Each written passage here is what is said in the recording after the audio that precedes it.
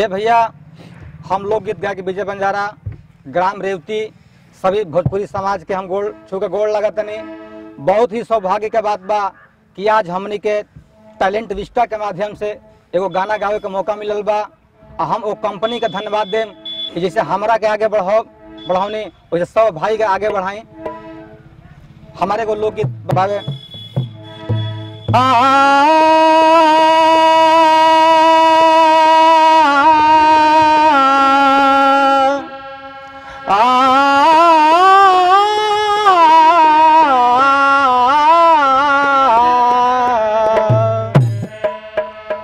आई एगो देवर एगो सऊदीया से कमा के आयल,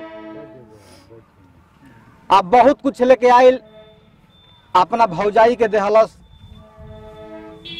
घर में का भइल देवर भौजाई के बीच में एक गाना के माध्यम से सुने कि दुबई से आइल सुना ये सखी नहाल पूछलसी हो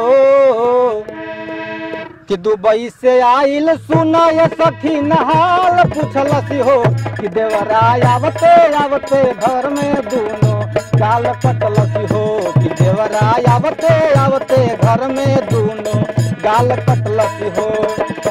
चुमा हो चाटी कटमर गलिया लाल कैलसी हो, चुमा हो चाटी कटमर गलिया लाल कैलसी हो कि देवरा आवते आवते घर में दोनों गाल कटलसी हो कि देवरा आवते आवते घर में दोनों गाल कटलसी हो।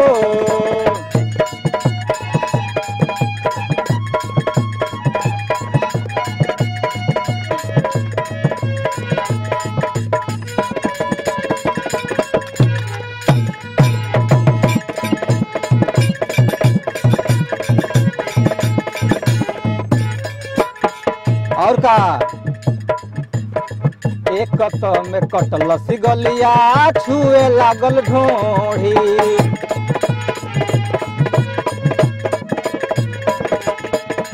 एक कत में कटलसी गलिया छुए लागल ढोढ़ी। लाजे सुनाए सखी कुछ न बोली, चुमा हो चाटी कटमर गलिया लाल कैलसी हो, चुमा हो चाटी कटमर गलिया लाल कैलसी हो कि देवरा आवते आवते घर में दोनों गाल कटलसी हो कि देवरा आवते आवते घर में दोनों गाल कटलसी हो।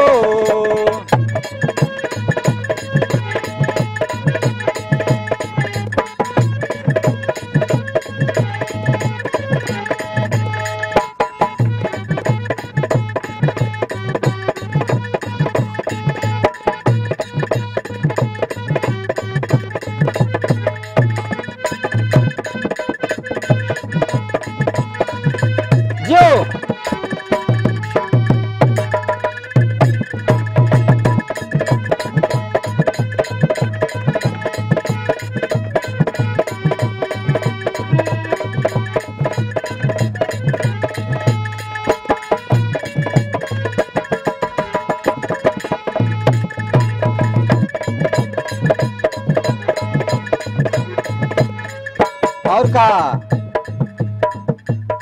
तोरा में उठा के दिहलसी बेड पसुताई,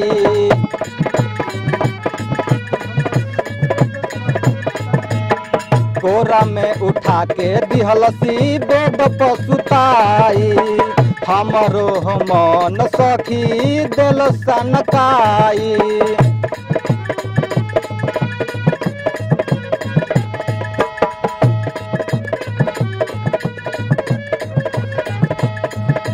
ढोढ़ी कटोरी नियल नीचे से उखाल कैलसी हो, ढोढ़ी कटोरी नियर नीचे से उखाल कैलसी हो कि देवरा आवते आवते घर में दोनों गाल कटलसी हो कि देवरा आवते आवते घर में दोनों गाल कटलसी हो।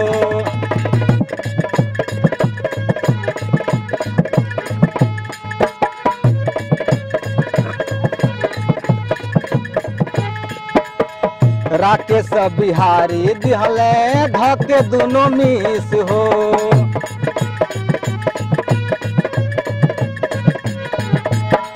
मनऊ बिगाड़ देहलसी लेके दोनों किस हो।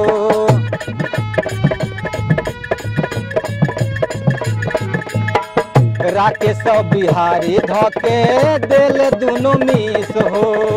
मनऊ बिगाड़ देहले लेके हमर किस हो। दाँत के निशानी देखी बंजारा बवाल कैलसी हो।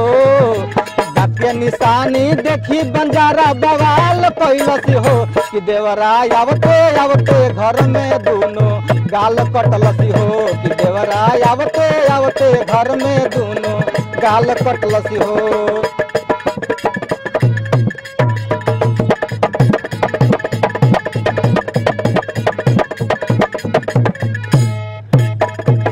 दुबई से आइल सुनय सखी नहाल पूछलसी हो। दुबई से आइल सुनय सखी नहाल पूछलसी हो कि देवरा आवते आवते घर में दोनों गाल कटलसी हो। कि देवरा आवते आवते घर में दोनों गाल कटलसी हो।